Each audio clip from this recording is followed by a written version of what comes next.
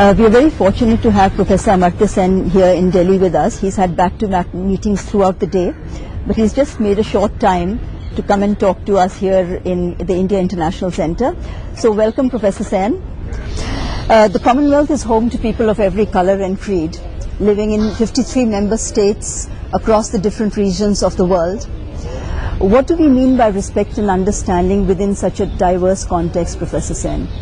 Well, I think diversity makes the general virtue of respecting others and trying to understand others that much more important. If we were all much the same, there would be no challenge in understanding, and there would be no great barrier to respect. Precisely because there's so much diversity that we need to reaffirm these old classical values. But you know, it's a lot more than that too, because in many ways a lot of the violence in the world today is related to a kind of targeting of one group by another, whereby people tend to define themselves by only one identity, maybe their religion, maybe their nationality, and then you end up having a war. The First World War, which was barbaric in terms of number of people killed between 1914 and 18, was between European countries, much the same religion, Christianity, of different types, a different kind, but Christianity definitely. And at the same time, they differed in nationality, and it's the targeting of other nations by focusing on the national issue over everything else. That was the divisive factor.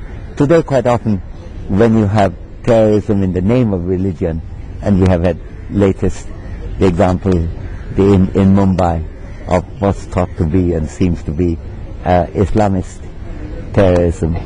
The Islamist terrorism is again, I mean, hardly any Muslim in India would have sympathy with that, but nevertheless it is done in the name of Islam against other religions, including Hindus, Jews, Christians and others. So I think, and similarly the targeting in Gujarat of Muslims in 2002 was again the religion-based violence.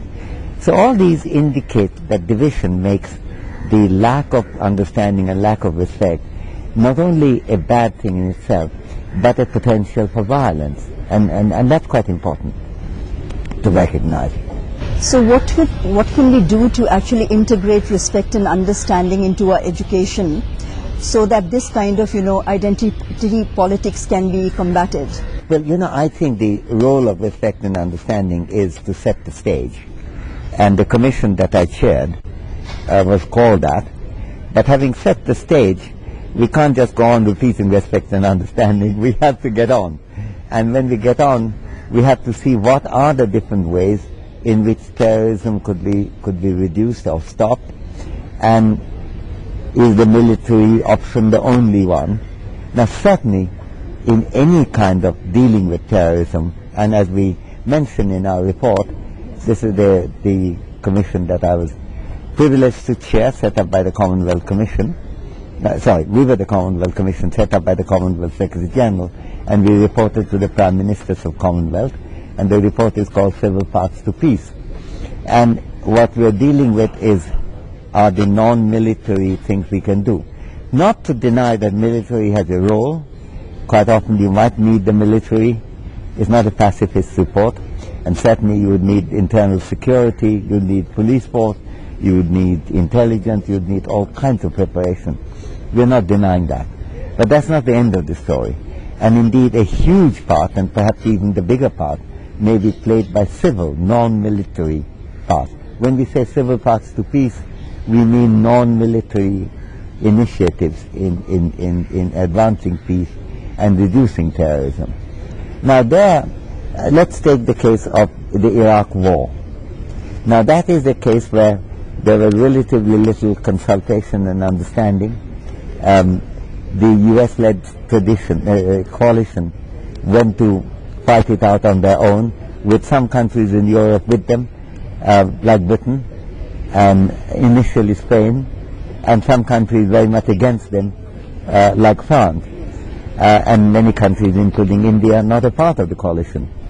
And that produced a situation largely because of lack of understanding.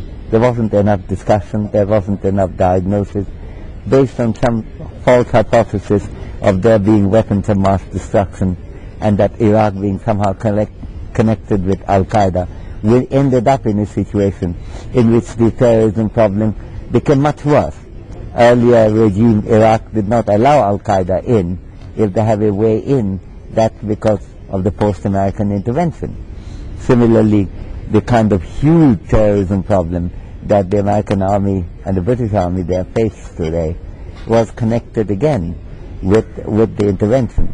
So that is an illustration as to how a non-consultative method, a non-respect, non-understanding method could be just epistemically, that is in terms of knowledge, under-informed, underpowered and mistaken. And we want much more consultation. That's the one important thing. Commonwealth has a huge tradition of doing things by consultation. Certainly the antecedent, namely the British Empire, didn't do much by consultation, and it was by fiat. But the Commonwealth, since the Indian independence and other countries becoming independent, has been that. So consultation is important, education is very important, remembering that past humiliation plays a role in present-day grievance is extremely important. Having joint initiatives in education, healthcare, in all kinds of other ways is important. Giving a role to the youth across borders in a collaborative way is important. So these are the things that the report goes into. And the Prime Ministers of the Commonwealth approved of the report, and in the next meeting, which would be next November or December, there would be more discussion of that issue, I think. Professor Sen, as you know, 60% of the Commonwealth is under the age of 30. Since it is a very young Commonwealth, how can we actually mobilize young people to become proactive players in promoting the respect and understanding agenda? I think there are two things. First thing to say, even though most people are young, doesn't mean that the only actors will be young. I think elderly people, and now that I'm 75, I'm not going to disenfranchise the elderly. The fact is that we do have roles to play by everyone, including the young, but not just the young. But the second point is that, yes, you're right, the Commonwealth is a very young part of the world, but the young play a hugely big part in every direction. Most of the terrorists are extremely young, some of them not even major. Now, some of the most positive initiatives in the world in recent years have come from the young. Without the youth queue and what happened in the United States, you would not have had anything like the kind of change that we have recently seen. And that makes a big difference, huge difference to the world. So I think the youth can play a big part, and we have to give them a greater opportunity to do that. In many ways, the IT revolution has made it a lot easier for the young to play that part than it used to be. What are some of the ways forward for organizations and institutions, taking forward the policy recommendations that you brought in this book, Civil Paths to Peace? Well, I think quite a lot of the activity would need government help. The government's decision to do things in a collaborative way is extremely important. We do not want a repeat of the Iraq phenomenon. We do want consultation widely. We want to be informed and taking different people's perspectives. Secondly, we have to address grievances that are voiced. And some of them may be past grievances. The memory of enslaved population in Africa still plays a part. The way the slave ships went to America does play a part. You cannot leave that out. And then we have to take into account that education has to play a part. Perhaps the most important thing is just that. That is, the way terrorism survives today is by privileging one identity among the many we have and denying everything else. When Tutsis were being killed by Hutus, a Hutu identity that was emphasized excluded Tutsis.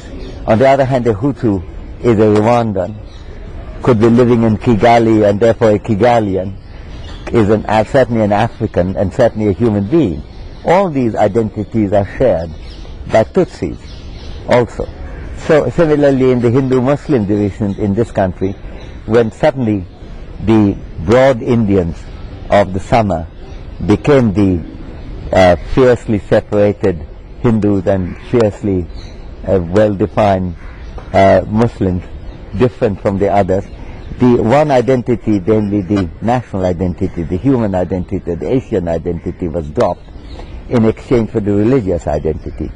The fact that all these other identities are important, multiple identities, the recognition of that, is a very important part of preventing violence.